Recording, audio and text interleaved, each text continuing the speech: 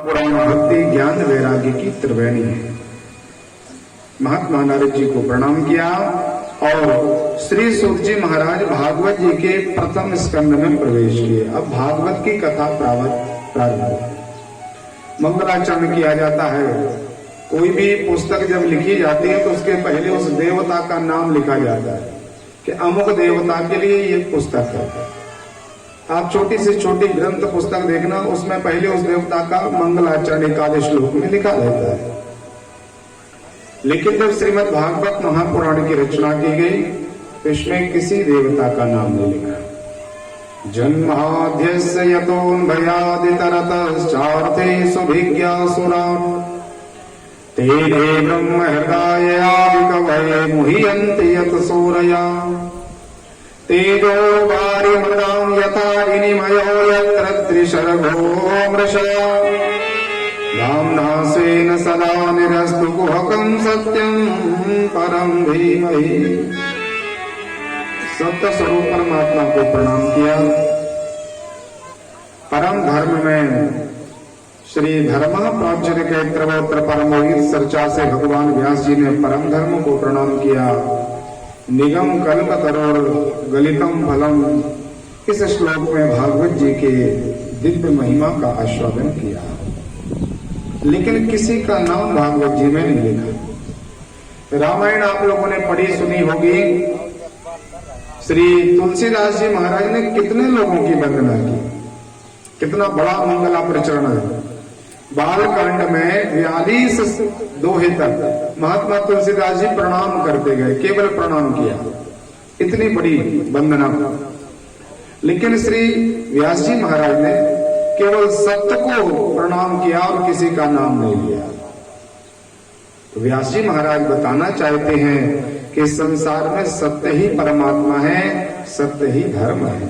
धर्म न दूसर सत्य समाना, आगम निगम पुराण न बखाना। इस संसार में केवल परमात्मा का विग्रह सत्य स्वरूप है और सत्य से ही भगवान जल्दी प्रसन्न होते हैं। परम धर्म है सत्य। तो सत्य कह के भगवान व्यास जी ने मंगलाचरण प्रारंभ किया। सूत जी ने कहा कि आप लोग क्या सुनना चाहते हो ये बताओ। अभी तो हमारी भागवत जी की विषय वस्तु बहुत ज्यादा है, लंबा प्रकरण है और इसको पूरा होने में बहुत लंबा समय होगा।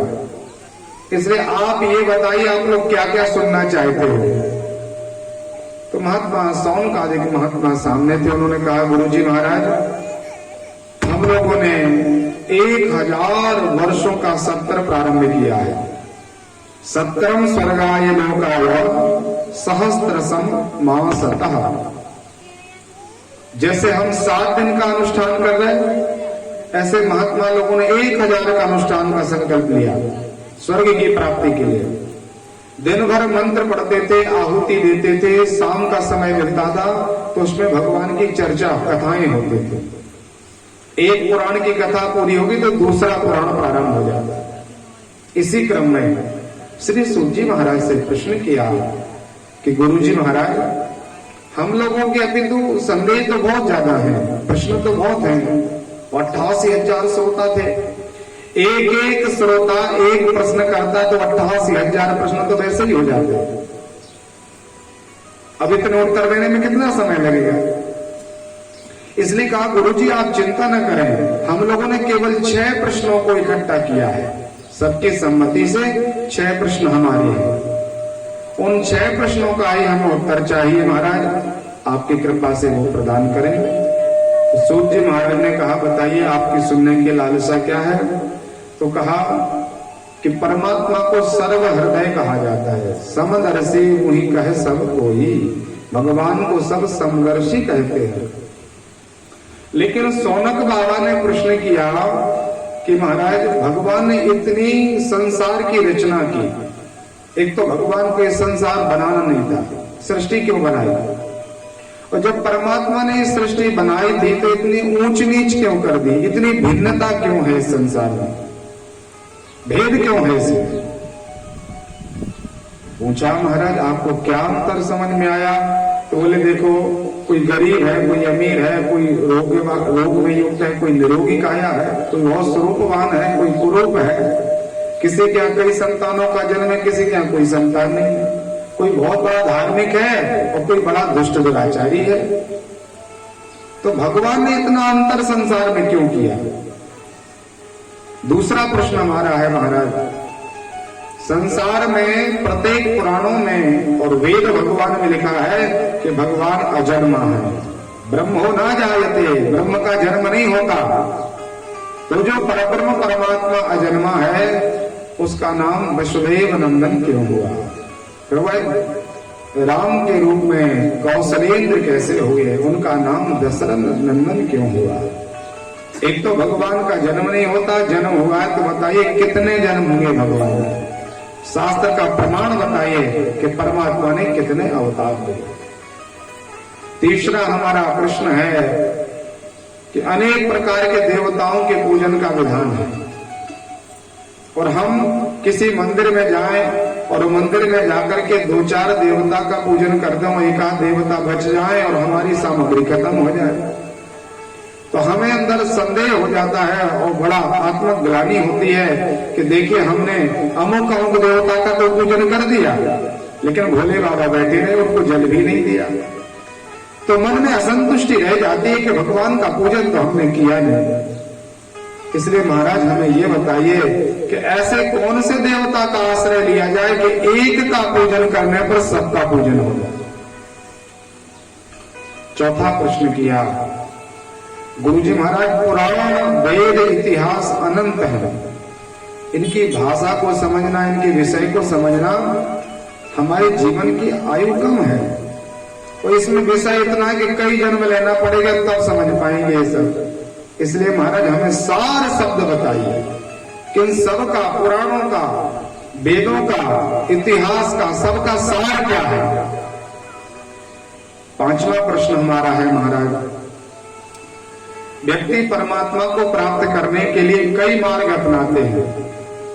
जैसे आपको बंडा जाना हो तो बंडा जाने के कितने मार्ग हैं, कहीं से भी आप जा सकते हो और लक्ष्य आपका क्या है? पहुंचना है आपको बंडा। इसी तरह कहा कि देखिए लक्ष्य परमात्मा है, प्राप्ति हमें परमात्मा की करना है, लेकिन भगवान की प्राप्ति के कई मार्ग हैं, कहीं से भी आप जा सकते हो भगवान तक। वो मार्ग कर्म कांड है, ज्ञान है, वैराग्य है और भक्ति है। तो आप ये बताइए कि इन सभी मार्गों में सबसे सरल मार्ग कौन सा है कि जल्दी से भगवान तक चले जाएं, तो कोई कठिनाई ना हो। हमारा अंतिम प्रश्न है गुरुजी, भगवान धर्म के अध्यक्ष हैं, रामो विग्रहवान धर्मः, परमात्मा को धर्म कहा गया है। और जब धर्म रूपी परमात्मा स्वयं इस संसार को छोड़ करके चले गए 125 वर्ष की अवस्था में, द्वारिकाधीश भगवान परम धाम अपने स्थान को पधारे तो धर्मम कहा शरणम गतः, ये धर्म किसकी शरण में गया? ये हमारा अंतिम प्रश्न है। महाराज जी उत्तर दीजिए।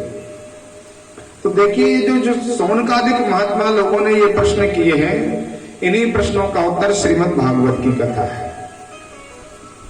चाहे सौनक और सूत जी का संवाद हो, चाहे आगे चल करके सुखदेव परीक्षित का संवाद हो, चाहे विदुर मैत्रेय संवाद हो, चाहे युधिष्ठिर धर्मराज और भगवान नारद जी का संवाद हो, और अंतिम भगवान नारायण ने और उद्धव ने जो संवाद किया, जो कथा की, वो पूरी कथा इन 6 प्रश्नों पर है। तो सूत जी महाराज को लगा कि पहले इनके प्रश्नों का संक्षिप्त उत्तर दे दें, इनको शांति मिले तो कथा आगे बढ़ाएंगे। कहा महाराज, आपने जो कहा कि भगवान ने संसार क्यों बनाया और संसार बनाया है तो इतना अंतर क्यों किया? संसार एक जैसा क्यों नहीं बनाया? सब रूपवान होते, सब धर्मवान होते, सबके पास बहुत पैसा होता, सबके पास संतान होती, अंतर क्यों किया भगवान ने इतना? महात्मा ने समझाया कि देखिए, हम आत्मा हैं और हम परमात्मा के ही अंशी हैं। ईश्वर अंश जीव अविनाशी, चेतन अमल सहज सुख राशि। अनंत काल से भगवान के पास रहते थे, आत्माओं के रूप में थे, शरीर नहीं था हमारा कोई।